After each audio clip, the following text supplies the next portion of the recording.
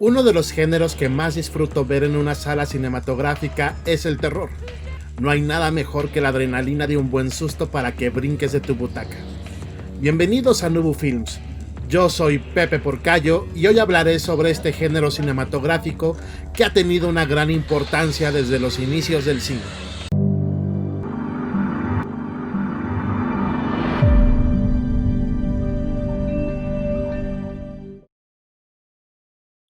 Las películas que se comentarán a continuación serán pronunciadas en su nombre original o en su nombre en inglés, ya que en castellano cuentan con diferentes traducciones dependiendo de la zona geográfica en la que se proyectaron. Mucha gente me ha preguntado si es lo mismo el terror que el horror, y aunque a veces se logran confundir o se piensan que son sinónimos, cada uno tiene su peculiaridad, por lo que en este primer video dedicado al género del susto, hablaré sobre sus diferencias y cómo ambos van de la mano. Cuando nos referimos al terror o al horror, hablamos del miedo de algo externo, ya sea un asesino serial, un monstruo o una casa embrujada que va a causar un impacto en el espectador.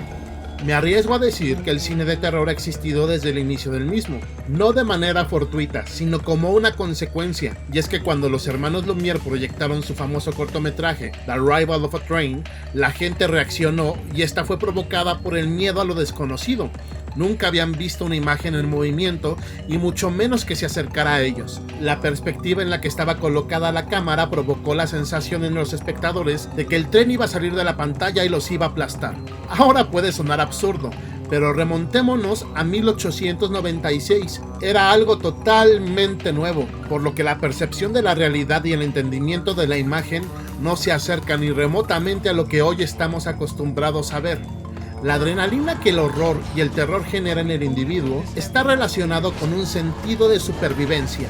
Es por eso que puede resultar tan placentero asistir a una sala cinematográfica. Es un ritual que magnifica la experiencia cuando la luz se apaga y comienza la función. Desde ese momento estamos inmersos en otra realidad, que por irreal que parezca nos va a emocionar de diferentes formas. Si lo piensan, ver el cine requiere una preparación, ya sea en la sala cinematográfica o en la casa. Y más si es una película de terror, nos emocionamos o sufrimos, experimentamos el terror y la angustia, nos desesperamos y despierta la curiosidad y el morbo por saber qué le va a pasar a esos personajes que no podemos ayudar, pero sabemos que corren peligro. Este peligro puede ser real y explicable o imaginario y fantasioso. Es ahí donde radica la diferencia entre el cine del terror y el horror. El terror acontece cuando la persona entiende que un suceso, como un asesinato, puede ser real, y esto le provoca un miedo muy grande, porque en algún punto sabes que eso te puede pasar a ti, ya no como espectador de una película. Al poder ser explicado, lo definimos como algo real. En la película The Strangers del 2008, dirigida por Brian Bertino, nos enfrentamos a un grupo de psicópatas que llegan a interrumpir las vacaciones de una pareja que descansan en una cabaña en el bosque, efectuando un acoso y cacería tan intensos para estos personajes que el miedo se presenta como una constante en la cinta. La película It Comes at Night de Troy Edward Schultz, estelarizada por Joel Edgerton, nos propone una historia post-apocalíptica que pone sobre la mesa un tema de actualidad. Un virus está acabando con la humanidad y obliga a una familia a resguardarse en su hogar. No puedes confiar en nadie porque el que está afuera tiene toda la probabilidad de estar contagiado. El director nos hace pensar que el peligro puede estar fuera del hogar, para replantearnos después que el hogar mismo puede ser incluso más peligroso y tétrico que el propio virus. Estos dos ejemplos no suenan tan descabellados, pueden ocurrir y han pasado en la sociedad, por lo que racionalmente lo asumimos como algo real. Así, el terror ha deambulado entre tantos personajes y situaciones como historias que han colmado al género. El peligro, desde el punto de vista psicológico, puede estar representado por lo anormal, como el caso de los psicópatas o los psicóticos, sujetos que se salen de la norma y que en la mentalidad de muchos ponen en peligro a la población.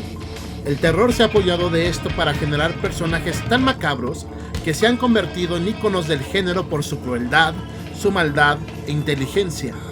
El enfermo mental ha sido representado de diversas formas en el cine desde sus inicios.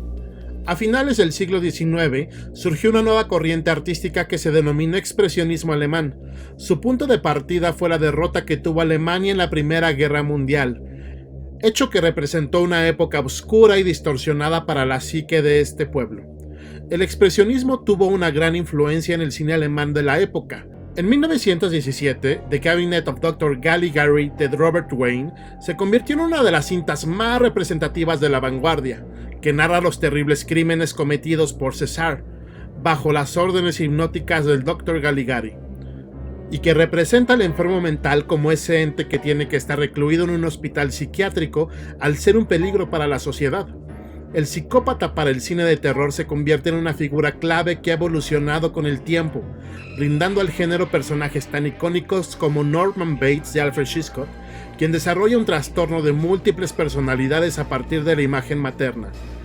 El icónico director Stanley Kubrick, con su película A Clockwork Orange, nos propone un tipo de psicópata diferente, Alex DeLarge, que sufre de un trastorno antisocial de la personalidad. Por otra parte, tenemos a Hannibal Lecter de la cinta The Silence of the Lambs de Jonathan Demme, personificado magistralmente por Anthony Hopkins, un villano con muchos matices. Lecter es un psicólogo que utiliza sus conocimientos para cometer los crímenes más atroces.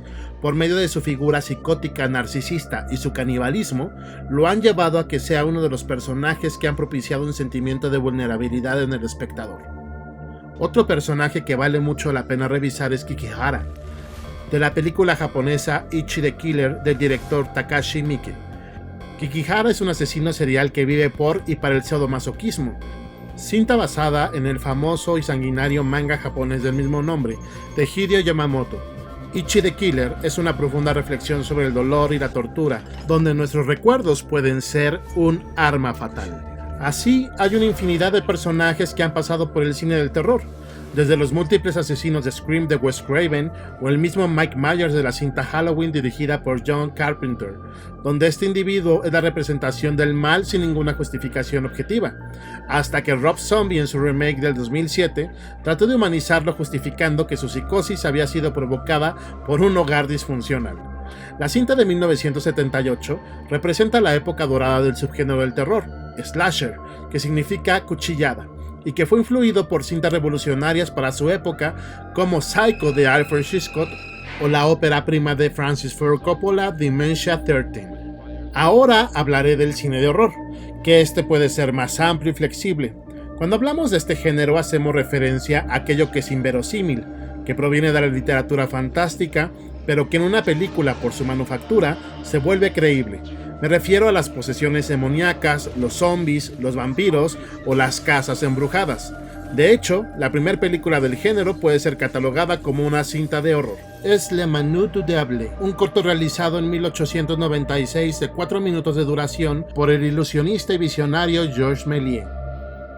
Un tema recurrente dentro del cine del horror es la familia, que utiliza representaciones hiperbólicas de elementos sobrenaturales que habitan o se apropian de los hogares o las personas, y que sirven de forma eficaz para descubrir aquellos vínculos familiares complejos, como pueden ser las ausencias, los abandonos, los miedos, los problemas sexuales o las herencias familiares, como en el caso de Babadook del 2014, dirigida por Jennifer Kent, y que representa al monstruo que todos tenemos dentro.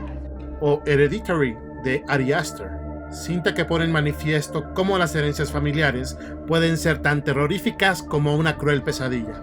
Es por eso que la metáfora resulta una representación simbólica muy enriquecedora dentro del cine del horror, y que viene por supuesto de la herencia literaria. Cabe recalcar que el tema de las familias también es recurrente dentro del terror, lo que vincula a ambos términos. Películas como The Exorcist de William Friedkin, estelarizada magistralmente por Ellen Burstyn, Max von Sydow y Linda Blair, ponen en manifiesto las posesiones demoníacas, hecho que no se puede comprobar científicamente y que necesita la fe para dar legalidad a su existencia. Es por eso que el cine de horror nos presenta personajes tan variados y fascinantes como son los vampiros, esos seres míticos que aún conservan algunos rastros del mundo de los humanos y que buscan en la noche la sangre de aquellos que aún están con vida para poder vivir eternamente. O los monstruos que personifican el mal y se representan como payasos malignos que ponen en manifiesto los miedos más profundos y el dolor que se siente llegar al final de la infancia. Ahora que he planteado el terror y el horror, ¿con qué te quedas? Yo con los dos. Finalmente, como comenté al inicio, los dos términos conjugan en el género del terror que a muchos nos gusta tanto. Espero que te haya gustado este video. Si quieres que te hable más sobre el género, déjame tu comentario y cuéntame cuál es tu película favorita del cine de terror u horror. Suscríbete, comparte y dale click a la campanita para que te lleguen las notificaciones de los próximos videos. Yo soy Pepe Porcayo y nos vemos en la próxima.